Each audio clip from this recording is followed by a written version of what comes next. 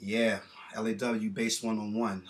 I went to school on so many different bass players, which can explain the reason behind the style that I'm known for. And I'm one of the very few bass players that can play in both styles, be it the whole Jameson's. I can do that whole two finger thing, or I can do the Larry Graham thing. I could do the whole popping thing as well. So I really took the liberty to really digging deep into learning about some of my heroes and also the ones who are my heroes that don't get as much credit as some of the other ones do. Of course, Larry Graham being number one. Jermaine Jackson because he studied Larry Graham and James Jamerson. Verdine White from Earth, Wind and Fire. Marvin Isley from the Isley Brothers. Lewis Johnson from the Brothers Johnson. Kenny Burke from the Five Stair Steps.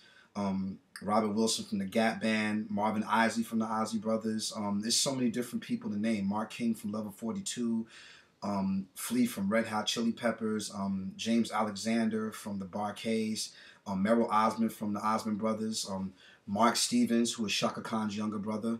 There are so many different cats who I really sat down and listened to and studied the albums intensely. Bobby Watson from Rufus. These are some cats that really laid it down. And even some of the other ones who don't get as much credit, like Ronald LaPred from the Commodores, man. Ronald LaPred is a beast, man. There's that guy and definitely the P-Funk Army, because even before I joined the P-Funk unit, I already went to school on, of course, Bootsy Collins, even from his days with James Brown, and of course even Fred Thomas, who replaced Bootsy when Bootsy wasn't in the group anymore. So I studied both of the James Brown elements of bass playing. So Cordell Masson, Billy Bass Nelson, who was one of James Jameson's last students before he kind of like fell in the background during the 70s. Definitely Lodge Curry, my boy.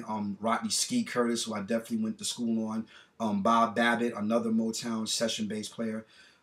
There's so many cats. I mean, and even from that period, as I dug deeper into bass, I even went to school on some of the jazz fusion cats like Stanley Clarke, Marcus Miller, Jaco Pastorius, of course. I'm still learning a lot of stuff from him. Even Stuart Zender from Jamiroquai. That boy is a beast, man. I really dug into some of the stuff that he was doing. Rick James, definitely. Even though on some of his records he played bass, but a lot of that credit goes to Oscar Alston, of course, because he played a lot of that on the album, and he doesn't get a lot of his credit as well. So that's why you got people like me to let you know what it is. It was just so many different cats. I mean, Paul McCartney was definitely a favorite bass player of mine, and I just really took the liberty of understanding the position between what they were playing on some of these records. You hear something like Everybody's Got Something to Hide from Me Except for Me and My Monkey. Paul McCartney was playing funk. He was just doing that whole thing and running with it. Raphael Sadiq, definitely. Levi Caesar, who played with Prince.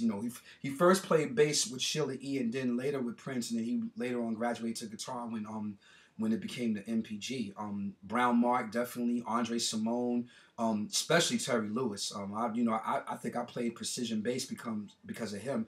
And last but not least, definitely Tommy DeBarge from Switch, one of the DeBarge brothers, and even Randy DeBarge, who learned from Tommy.